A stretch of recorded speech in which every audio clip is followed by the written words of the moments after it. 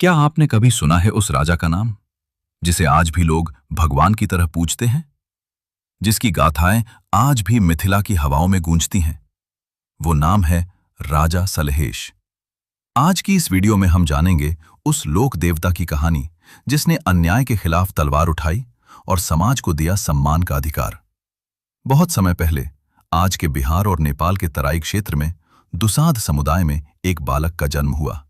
नाम था सलहेश। कहा जाता है बचपन से ही उनमें अद्भुत साहस था। अगर किसी गरीब पर अत्याचार होता तो सबसे पहले आवाज उठाने वाला वही बालक था। लोग कहते थे ये बालक एक दिन इतिहास बदलेगा। उस समय समाज में ऊंच नीच और भेदभाव बहुत था। कमजोर लोगों की कोई सुनवाई नहीं थी।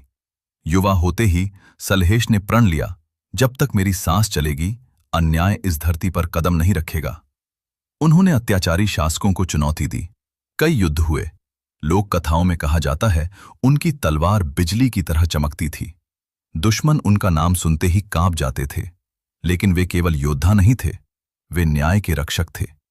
कथा में आता है कि राजकुमारी कुसुमा उनके पराक्रम से प्रभावित थीं।